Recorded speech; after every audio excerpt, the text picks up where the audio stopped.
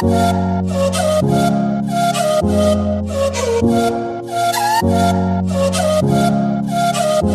હિન્દ વિદ્યાર્થી મિત્રો, આજે આપણે આ વિડીયોમાં કણોનું સંતુલન વિશે વાત કરવી છે. તો જોઈએ કણોનું સંતુલન. શેની વાત કરવી છે આજે આપણે?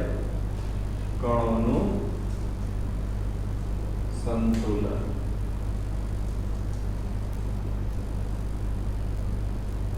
ઓકે મિત્રો, કણોનું સંતુલન પહેલા છે આપણે એક વાત કરવી છે.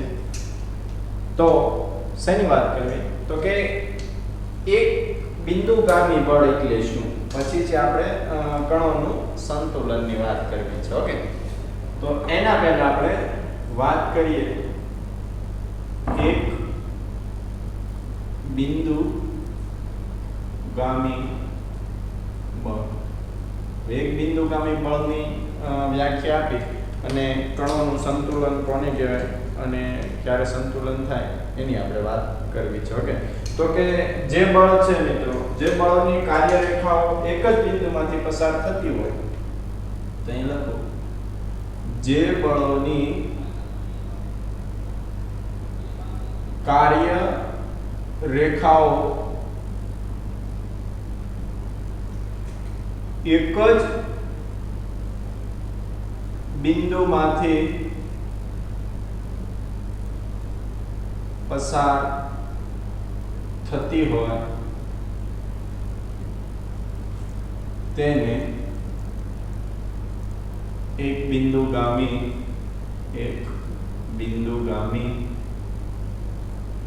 બળ કહે છે. તો આ છે એક બિંદુગામી બળની વ્યાખ્યા છે. હવે કણ છે, કોઈ પણ કણો કહો કે કણ કહો, બરાબર, એનું સંતુલન ક્યારે થાય? તો તમને ખબર છે સંતુલન ત્યારે શક્ય બને કે જ્યારે યંત્રશાસ્ત્રમાં કણોનું સંતુલન ક્યારે કહેવાય? તો કે યંત્રશાસ્ત્રમાં કણોનું સંતુલન એટલે કે અંતઃશાસ્ત્રમાં કણોનું સંતુલન એટલે કે તેનું કોનું એટલે કે કણનું પરિણામી બાહ્ય બળ શૂન્ય હોય તો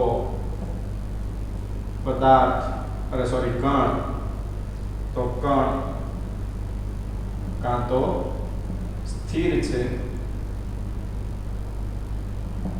નહીં તો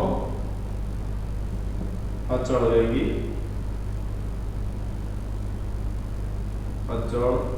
વેગથી ગતિ કરે છે.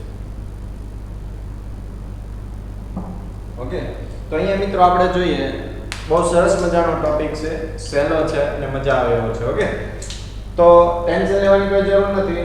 આજનો આપણો ટોપિક છે કણોનું સંતુલન. કણોના સંતુલનમાં પહેલા એક બિંદુગામી બળ એટલે શું? તો કે જે બળોની કાર્યરેખાઓ એક જ બિંદુમાંથી પસાર થતી હોય તે ને એક બિંદુગામી બળ કહે છે. ઓકે, હવે મિત્રો એક બિંદુગામી બળની વાત થઈ વચ્ચે આપણે, પણ હવે આપણે વાત કરવી છે કણનું સંતુલન. તો કણ સંતુલનમાં છે એવું ક્યારે કહેવાય?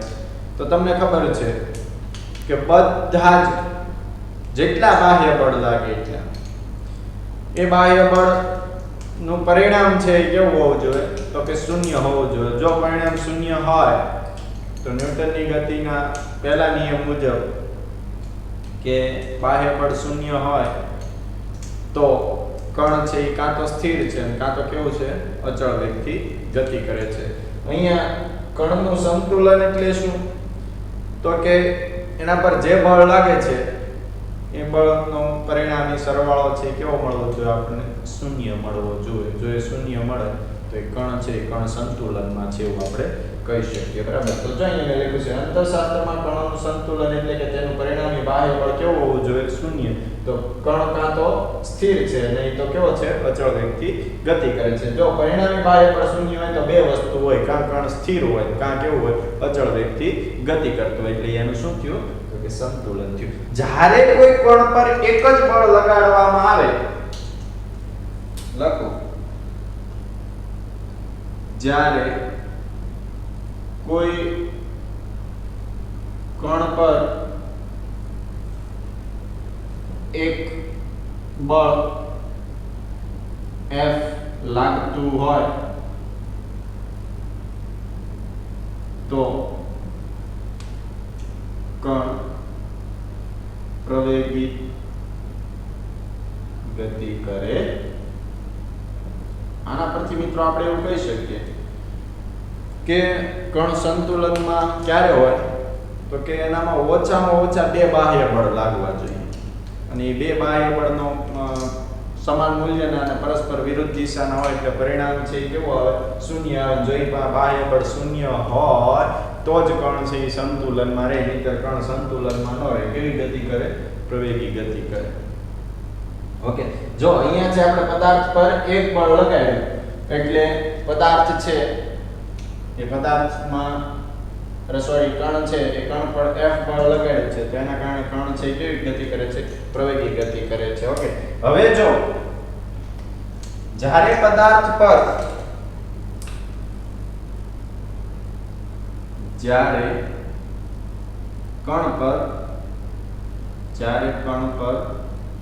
પદાર્થ પણ લઈ શકો કે જ્યારે કણ પર F1 અને F2 બે બળો લાગે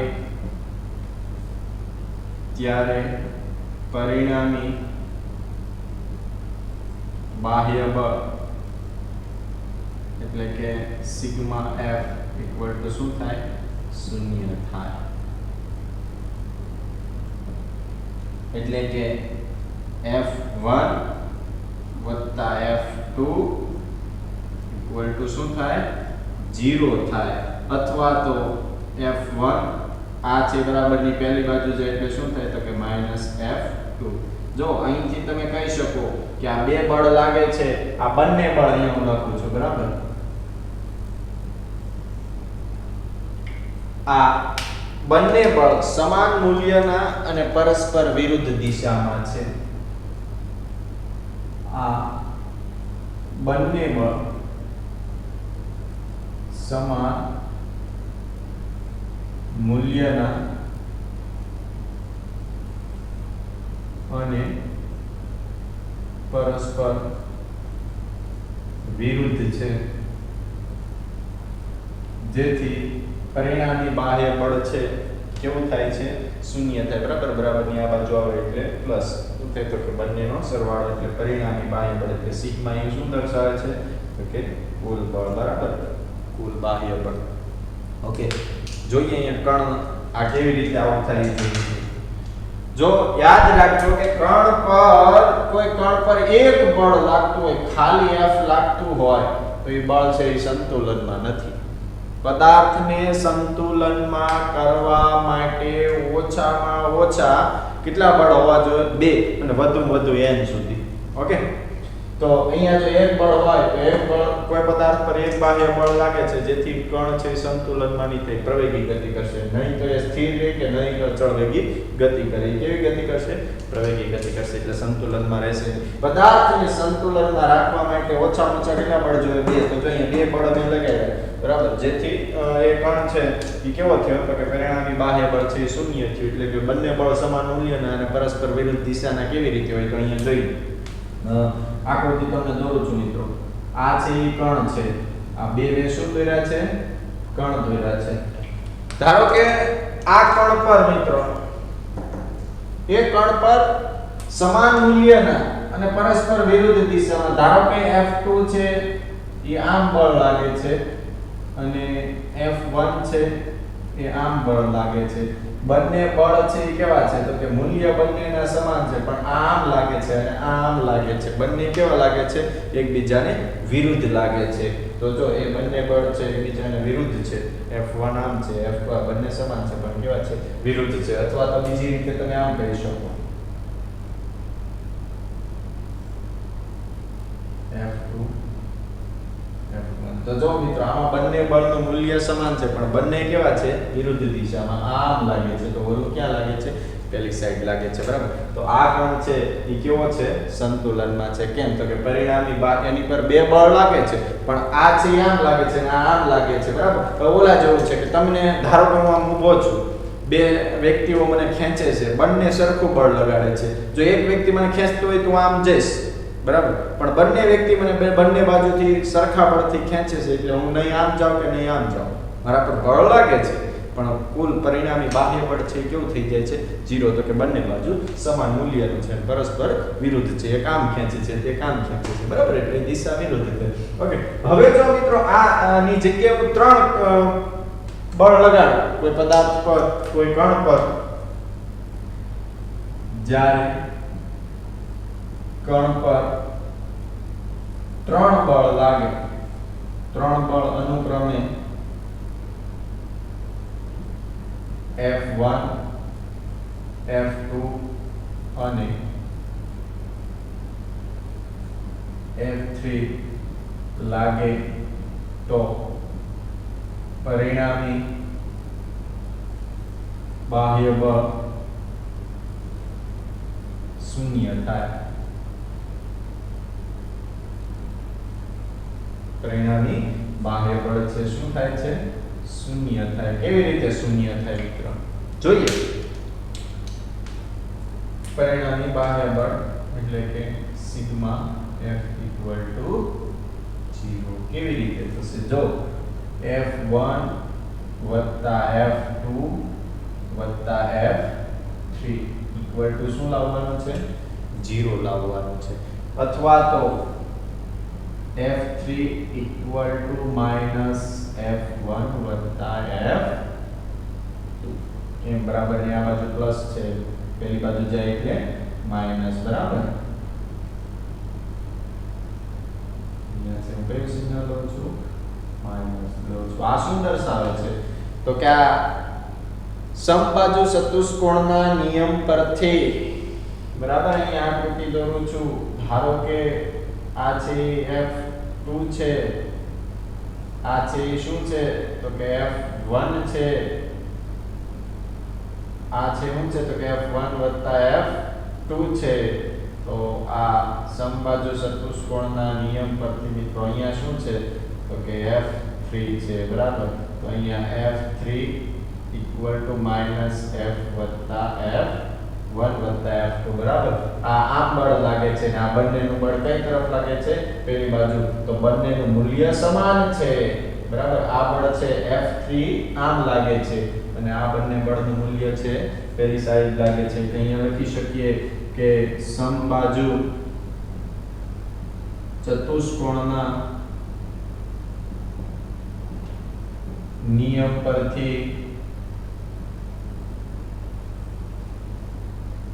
F1 અને F2 નો ના બળનું મૂલ્ય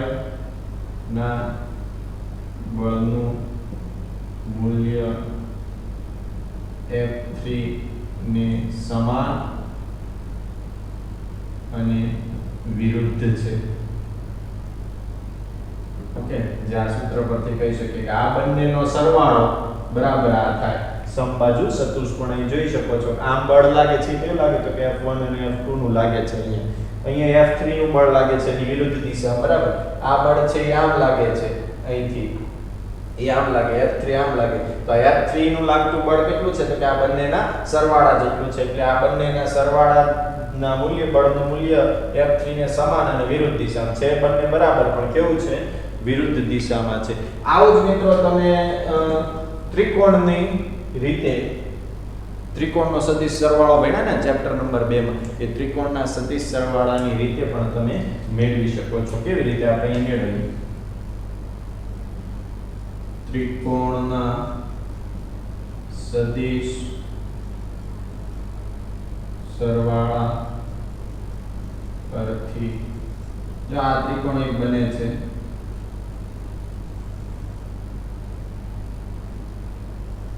ઓકે મિત્રો આ P આ Q અને R છે અહીંયા F3 બળ લાગે છે અહીંયા F1 લાગે છે અને આ F2 લાગે છે તો આ બંનેનો સરવાળો બરાબર આ થાય બરાબર એટલે આ મને મળે આ સમાન મૂલ્ય મને કેવું મળે છે વિરુદ્ધ દિશા મળે છે હવે જો મિત્રો અહીંયા ત્રણ બળ છે આવા હું n બળ લઉં તો અહીંયા લખું જ્યારે કોણ પર n બળો લાગતા હોય ત્યારે શું થશે તો કે F1 F2 થી લઈ Fn ઇક્વલ ટુ શું મળશે શૂન્ય મળશે એટલે મિત્રો તમારે કણને સંતુલનમાં રાખવા માટે ઓછામાં ઓછા એના પર કેટલા બળ લાગવા જોઈએ તો કે 2 બળ લાગવા જોઈએ એક બળ લાગતું હોય તો કણ ક્યારે સંતુલનમાં ને એ કેવું કરશે અચળ પ્રવેગી ગતિ કરશે હવે જો મિત્રો અહીંયા જ્યારે મારે F1 F2 અને F3 એ અનુક્રમે x અક્ષ y અક્ષ અને z અક્ષ પર ઢળતા હોય તો એને સમાંતર ઘટક મારે મેળવવો હોય તો એ સમાંતર ઘટક મેળવવા માટે એક કામ કરો પહેલા આનું છે તમે SS લઈ લો ઓકે એટલે હું અહીંયા છે એમનું તમને છે લખી દો આગળનો મુદ્દો અહીંથી બરાબર તો SS લઈ લો ઓકે મિત્રો SS લઈ લો આ છે સાફ કરું છું હવે આપણે વાત કરીએ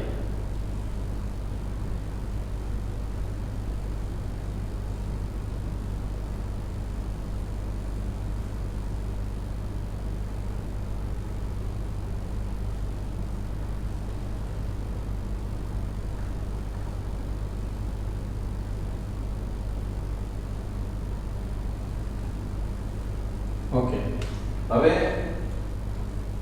ત્રણ બળ હોય જ્યારે F1 F2 અને F3 અનુક્રમે x અક્ષ y અક્ષ અને z અક્ષ પર ઢળતા હોય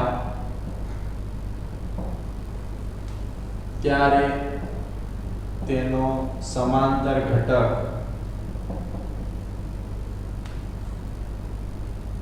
ઘટકો લખીએ જો F1 x અક્ષ પર છે એટલે F1x વત્તા F2y વત્તા F3z ઇક્વલ ટુ શું થશે 0 થશે શું થશે ઇક્વલ ટુ 0 થશે F1x વત્તા F2y વત્તા F3 બરાબર શું થાય 0 થાય જો હવે માત્ર x અક્ષ માટે લઈએ તો અહીંયા શું થશે F1x F2x F3x એવી જ રીતે અહીંયા શું થશે તો કે 1y વત્તા F2y વત્તા F3y ઇક્વલ ટુ 0 F1z વત્તા F2z વત્તા F3z ઇક્વલ ટુ 0 તો આ છે મિત્રો આપણને જો આવા n સુધીના બળ હોય તો F1x 2x 3x થી nx સુધી આ x અક્ષ પરના ઘટકો આ y અક્ષ પરના ઘટકો અને આ z અક્ષ પરના ઘટકો ત્રણેય બળનો હવે જ્યારે મિત્રો F1 એ x અક્ષ y અક્ષ અને z અક્ષ પરના સમાંતર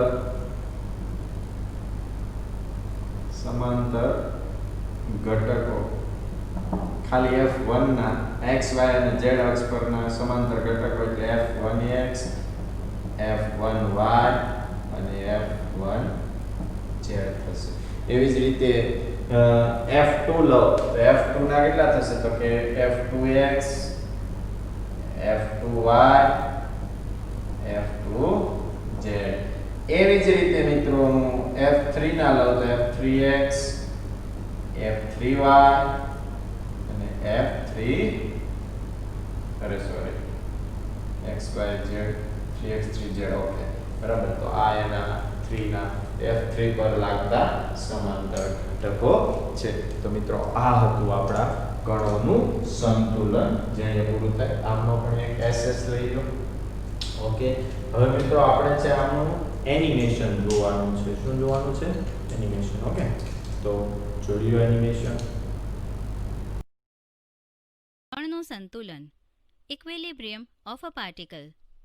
યંત્રશાસ્ત્રમાં કણનું સંતુલન એવી સ્થિતિનો નિર્દેશ કરે છે કે જેમાં કણ પરનું ચોખ્ખું બાહ્ય બળ શૂન્ય હોય છે. ગતિના પહેલા નિયમ મુજબ આનો અર્થ એ થાય કે કણ કાં તો સ્થિર છે અથવા નિયમિત ગતિમાં છે.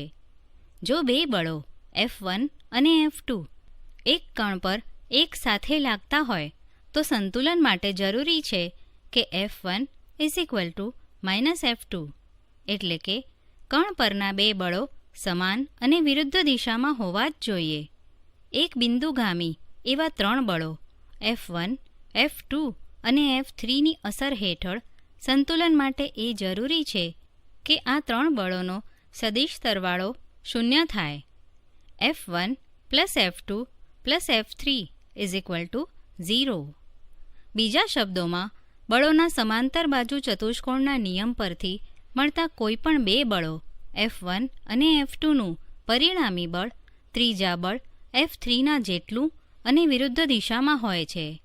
આકૃતિમાં દર્શાવ્યા મુજબ સંતુલનમાં રહેલા ત્રણ બળોને ત્રિકોણની બાજુઓ વડે દર્શાવી શકાય છે કે જેમાં સદિશોને દર્શાવતા તીરો ક્રમશઃ એક પૂરો થાય ત્યાંથી બીજો શરૂ થાય એમ લીધેલ છે. વ્યાપક રૂપે આ પરિણામ ગમે તે સંખ્યાના બળો માટે લાગુ પાડી શકાય છે. F1, F2 up to Fn બળોની અસર નીચે કણ સંતુલનમાં રહે છે. જો તે બળોને n બાજુઓવાળા બંધ બહુકોણ વડે દર્શાવી શકાય કે જેમાં એક તીર પૂરું થાય ત્યાંથી બીજું તીર શરૂ થાય એમ દર્શાવેલ હોય. સમીકરણ પરથી F1x + F2x + F3x = 0, F1y + F2y + F3y = 0, F1z + F2z + F3z = 0, જ્યાં F1x, F1y અને F1z બળ F1ના અનુક્રમે x, y અને z દિશામાંના ઘટકો છે. ઓકે મિત્રો, તો હવે આપણે વાત કરવી છે યંત્રશાસ્ત્રમાં સામાન્ય બળોની વાત કરવી છે. ઓકે તો આગળનો આપણો ટોપિક છે યંત્રશાસ્ત્રમાં સામાન્ય બળો. ઓકે તો અંતઃશાસ્ત્રમાં સામાન્ય બળોમાં જોઈએ તો મિત્રો આપણે જોયું કે બળો છે બે પ્રકારના છે. એક ક્ષેત્ર બળ છે અને બીજું સંપર્ક બળ છે. તો ક્ષેત્ર બળ છે કયા કયા થાય તો આપણે અહીંયા લખીએ વિદ્યુત બળ, ચુંબકીય બળ અને ગુરુત્વ બળ. વિદ્યુત બળ, ચુંબકીય બળ અને ગુરુત્વ બળ જે ક્ષેત્ર બળો છે. ઓકે મિત્રો, ક્ષેત્ર બળ ત્રણ પ્રકારના, એક વિદ્યુત બળ, ચુંબકીય બળ અને ગુરુત્વ બળ. ઓકે હવે આપણે સંપર્ક બળની વાત કરીએ. યંત્રશાસ્ત્રમાં સામાન્ય બળો છે એ બળોનો આપણે અભ્યાસ કરવો છે. તો વિદ્યુત બળ, ચુંબકીય બળ અને ગુરુત્વ બળ જે કેવા બળ છે? ત્રણેય ક્ષેત્ર બળ છે. હવે સંપર્ક બળની વાત કરીએ તો સંપર્ક બળની વાત કરતા પહેલા મિત્રો આપણે થોડીક વાત કરીએ. ધારો કે કોઈ પણ વસ્તુને હું ખેંચું અથવા તો ધક્કો મારું. બીજું કે ટેબલ પર રહેલો કોઈ પદાર્થ, જે બોલું છું યાદ રાખજો બરાબર શું કહેવા માંગુ છું. એક તો કોઈ પણ વસ્તુને હું ખેંચું કે ધક્કો મારું, એ એક સંપર્ક બળ છે. પછી ટેબલ પર રહેલો કોઈ પણ પદાર્થ એ પણ એક સંપર્ક બળ છે. પછી મિત્રો વાત કરીએ તો કે મિજાગરા. મિજાગરા એટલે શું? તો કે આપણે સ્ટોપર જે આવે ને આગળિયા બાર દરવાજો જે ખોલી અને બંધ કરી ઓલો ઉપર જે આવે ને મિજાગરા આપણે કહીએ, બરાબર, જેથી દરવાજા બંધ ખોલ થાય, બરાબર, તો એને મિજાગરા કહેવાય. તો એ મિજાગરા અને કોઈ પણ વસ્તુની નીચે મૂકવામાં આવતા ટેકા, બરાબર, આપણે અન્ય પ્રકારના ટેકાઓ મૂકીએ છીએ ને કોઈ પણ વસ્તુને ટકાડવા માટે, તો એ છે એ બધા બળો છે સંપર્ક બળ. પણ ન્યૂટનની ગતિના કયા નિયમનું પાલન કરે? તો કે આઘાત સામે પ્રત્યાઘાત. એ કયો નિયમ છે? તો કે ન્યૂટનની ગતિનો ત્રીજો નિયમ છે. તો મિત્રો આ જે કાંઈ બોલ્યો ને એ ત્રીજા નિયમનું પાલન કરે. એ બળો સંપર્ક બળો જ છે. તો આ ત્રણ જ ખાલી ક્ષેત્ર બળો છે. હવે હું જે બળની વાત કરીશ ને એ બધા જ બળો કેવા છે? તો કે સંપર્ક બળો. લખું છું સંપર્ક બળ. સંપર્ક બળમાં લખું તો સંપર્ક બળમાં હું શું બોલ્યો? તો કે પદાર્થને ધક્કો કે ખેંચવું.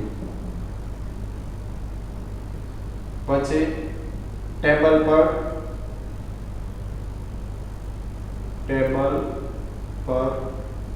રહેલો પદાર્થ. પછી શું બોલ્યો? મિજાગરા. પછી શું બોલ્યો? તો કે મિજાગરા પછી આઘાત સામે પ્રત્યાઘાત, એટલે કે ત્રીજું છે એવું કયો બોલ્યો? તો કે મિજાગરા. એ બધા જ બળો છે ન્યૂટનની ગતિના ત્રીજા નિયમનું પાલન કરે છે. બરાબર, ન્યૂટનની ગતિના ત્રીજા નિયમનું છે એ શું કરે છે? પાલન કરે છે. બરાબર, ટેકાઓ. હા, જો અન્ય પ્રકારના ટેકાઓ.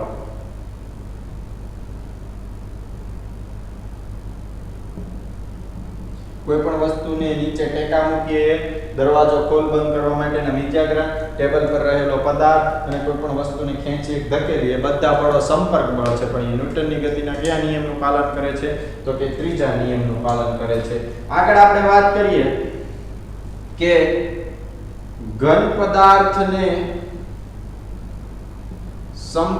તરલમાં મૂકવાથી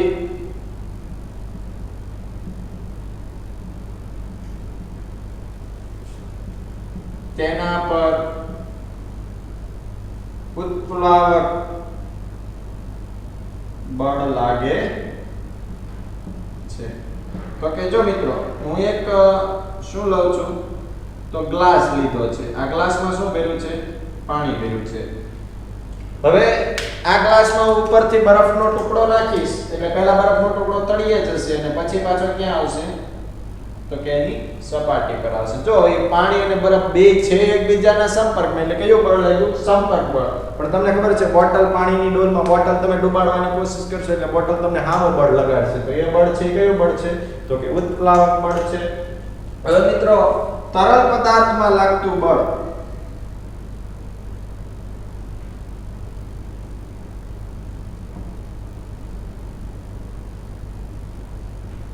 શ્યાનતા બળ છે. કયું? બરાબર, કોઈ આપણે પ્રવાહીમાં હોડી ચલાવીએ તો હોડી છે પાણીને સંપર્કમાં જ છે, પણ એનામાં જે બળ લાગે છે એ બળ કયું થશે? તો કે શ્યાનતા બળ થશે કે ઉત્પાદક બળ થશે? તો એમાં મિત્રો ઉત્પાદક બળ થાય. હોડી છે ઉપર તરે છે અથવા તો એના દ્વારા ચાલે છે એટલે કયું બળ થયું? શ્યાનતા બળ થયું. ઓકે, તો આ છે ક્ષેત્ર બળો છે અને આ છે બધા એ સંપર્ક બળો છે. આટલા બળો છે ન્યૂટનની ગતિના ત્રીજા નિયમનું પાલન કર્યા. ઉત્પાદક બળ, શ્યાનતા બળ. હવે મિત્રો આપણે અહીંયા વાત કરવી છે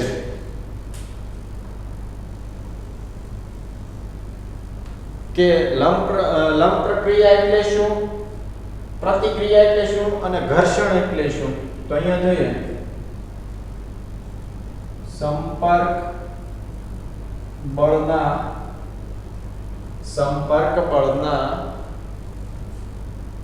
સંપર્ક સપાટીને લંબ ઘટકને સપાટીને લંબ ઘટકને પ્રતિક્રિયા બળ કહે છે. ઓકે, પ્રતિક્રિયા બળ કોને કહેવાય? તો કે સંપર્ક બળના સંપર્ક સપાટીને લંબ ઘટકને, બરાબર. ધારો કે આ છે, આ સમજાવું છું. ઓકે, તમને આ છે સપાટી છે, એમના પર શું રહેલો છે? તો કે પદાર્થ રહેલો છે. ઓકે, તો આ પદાર્થ અને સપાટી એકબીજાના સંપર્કમાં છે. હવે હું આને આમ ધક્કો મારું, પણ એ ધક્કો મારું છું એટલે એના પર લાગતું ઉપરની ઉધ્વ દિશામાં લાગતું બળ છે, એ બળને આપણે શું કહીએ? આ ઉધ્વ દિશામાં જે ઘટક છે એ ઘટકને આપણે શું કહીએ? તો કે લંબ ઘટક. લંબ ઘટક એટલે ઉપરની તરફ, તો એ ક્રિયાને કયું બળ કહેવાય? તો કે પ્રતિક્રિયા બળ કહેવાય.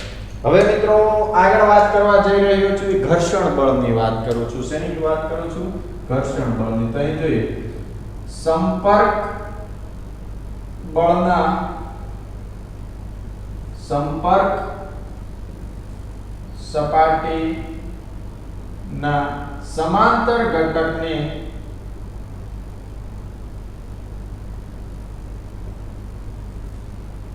ઘર્ષણ કહે છે.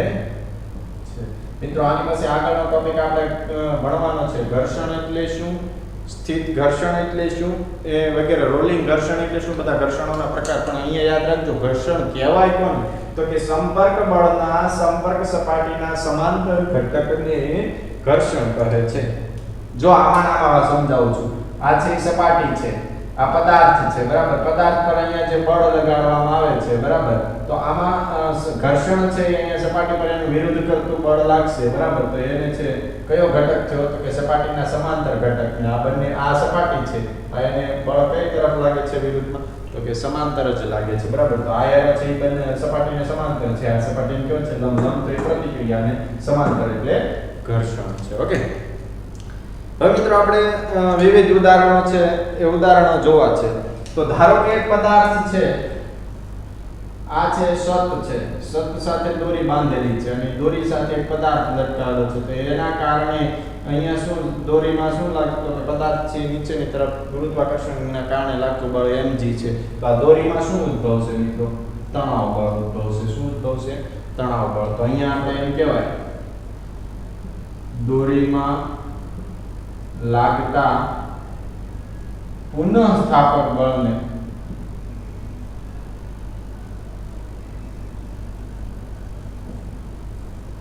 તણાવ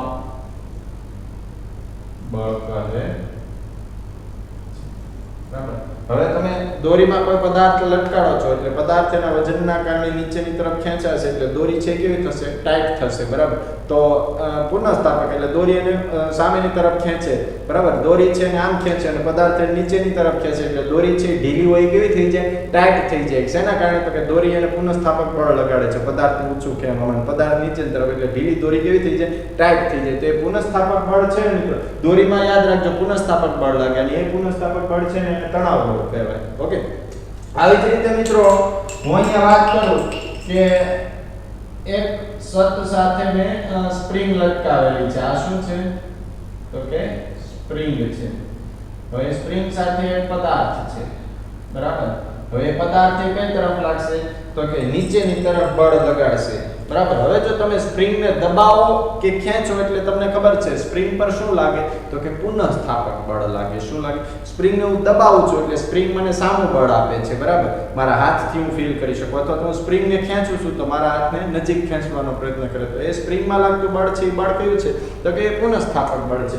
મિત્રો તો આ પદાર્થને લટકાવેલો છે એટલે પદાર્થ નીચેની તરફ, જો પહેલા નતો લટકાવતો સ્પ્રિંગ ભેગી હતી, હવે પદાર્થને લટકાવ્યો છે એટલે સ્પ્રિંગ છે એની લંબાઈમાં શું થયો? તો કે વધારો થયો. તો એ જે સ્થાનાંતરમાં ફેરફાર થયો ને, પદાર્થનો ઉપરથી નીચે આવ્યો એટલે સ્થાનમાં શું થયો? ફેરફાર. તો એ સ્થાનાંતરનો ફેરફાર છે ને એ મિત્રો પુનઃસ્થાપક બળના સમપ્રમાણમાં હોય. એટલે સ્થાનાંતર એટલે શું? તો કે x, બરાબર. ધારો કે અહીંથી અહીંયા સુધીની એની લંબાઈ l હતી, કેટલી હતી? l. હવે મેં પદાર્થ લટકાવ્યો એટલે ત્યાંથી એની એટલી લંબાઈમાં વધારો થયો, બરાબર?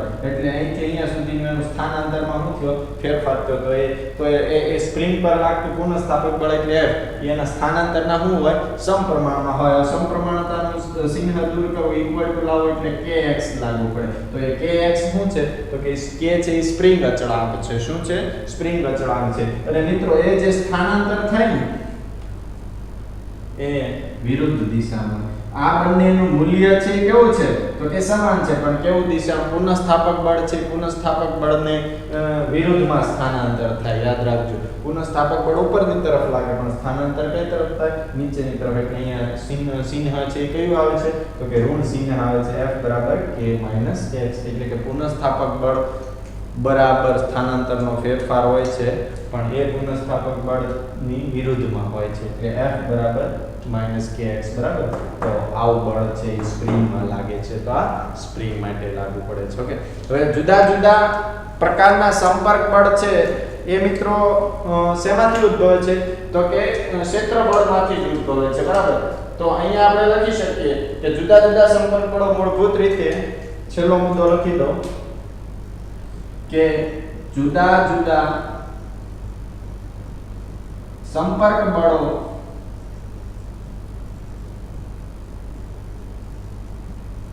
મૂળભૂત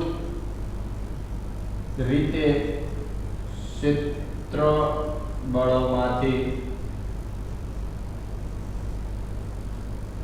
ઉદ્ભવે છે. ઓકે, આપણો છેલ્લો મુદ્દો છે શું કે? તો કે આ બધા સંપર્ક બળો છે ને, આમાંથી આ બધા સંપર્ક બળો છે અંતે તો શેમાંથી ઉદ્ભવે છે? તો કે આ ત્રણ પ્રકારના ક્ષેત્ર બળોમાંથી ઉદ્ભવે છે. તો આ હતા યંત્રશાસ્ત્રના સામાન્ય બળો. તો મિત્રો હવે છે તમારે આમનું એનિમેશન જોવાનું છે. સામાન્ય બળો, કોમન ફોર્સીસ ઇન મિકેનિક્સ. યંત્રશાસ્ત્રમાં આપણને જુદા જુદા પ્રકારના બળો જોવા મળે છે. જો કે ગુરુત્વ બળ તો બધે વ્યાપ્ત છે. પૃથ્વી પરનો દરેક પદાર્થ પૃથ્વીના ગુરુત્વ બળનો અનુભવ કરે છે. આકાશી પદાર્થોની ગતિ પણ ગુરુત્વ બળ વડે નિયંત્રિત થાય છે. ગુરુત્વ બળ દૂરથી પણ વચ્ચે કોઈ માધ્યમની જરૂર સિવાય લાગે છે. યંત્રશાસ્ત્રમાં જોવા મળતા બીજા બધા સામાન્ય બળો સંપર્ક બળો છે. નામ જ સૂચવે છે કે સંપર્ક બળ એક ઘન કે પ્રવાહી પદાર્થના બીજા પદાર્થના સંપર્કને લીધે ઉદ્ભવે છે. જ્યારે પદાર્થો સંપર્કમાં હોય છે, દાખલા તરીકે ટેબલ પર સ્થિર રહેલું પુસ્તક, સળિયા વડે જોડાયેલું દ્રઢ પદાર્થોનું તંત્ર, મીજાગરા અને અન્ય પ્રકારના ટેકા, ગતિના ત્રીજા નિયમનું પાલન કરતા એટલે કે પદાર્થોની દરેક જોડ માટે પરસ્પર સંપર્ક બળો લાગતા હોય છે. સંપર્ક બળના સંપર્ક સપાટીને લંબ ઘટકને લંબ પ્રતિક્રિયા કહે છે. સંપર્ક બળના સંપર્ક સપાટીને સમાંતર ઘટકને ઘર્ષણ કહે છે. જ્યારે ઘન પદાર્થો તરલ સાથે સંપર્કમાં હોય ત્યારે પણ સંપર્ક બળો લાગે છે. દાખલા તરીકે તરલમાં ડૂબેલા ઘન પદાર્થ પર ઉપર તરફનું ઉત્પ્લાવક બળ લાગે છે, જે તેણે ખસેડેલા તરલના વજન જેટલું હોય છે. શ્યાનતા બળ, હવાનો અવરોધ વગેરે પણ સંપર્ક બળના ઉદાહરણ છે.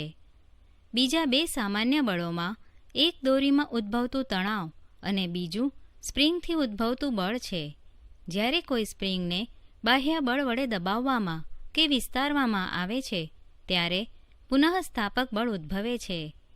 આ બળ સામાન્ય રીતે નાના સ્થાનાંતર માટે સંકોચન અથવા લંબાઈ વધારાને સમપ્રમાણમાં હોય છે. સ્પ્રિંગમાં બળ F ને F = kx તરીકે લખવામાં આવે છે, જ્યાં x સ્થાનાંતર છે અને k બળ અચળાંક છે. ઋણ ચિહ્ન દર્શાવે છે કે આ બળ ખેંચાયા વગરની સ્થિતિમાંથી થયેલા સ્થાનાંતરની વિરુદ્ધ દિશામાં છે. અતન્ય એટલે કે ઇનએક્સ્ટેન્સિબલ દોરી માટે બળ અચળાંક ખૂબ મોટો હોય છે. દોરીમાં ઉદ્ભવતા પુનઃસ્થાપક બળને તણાવ કહે છે. એક પ્રણાલિકા મુજબ સમગ્ર દોરીમાં બધે એક અચળ તણાવ T ગણવામાં આવે છે. આ પૂર્વધારણા અવગણ્ય દળ ધરાવતી દોરી માટે સત્ય ઠરે છે. પ્રકરણ 1માં આપણે જાણ્યું કે કુદરતમાં 4 મૂળભૂત પ્રકારના બળ છે. આમાંથી નિર્બળ એટલે કે વીક અને પ્રબળ એટલે કે સ્ટ્રોંગ બળો અંતરના માપક્રમના એવા વિસ્તારમાં લાગે છે કે અહીં આપણે તેમની ચિંતા કરીશું નહીં.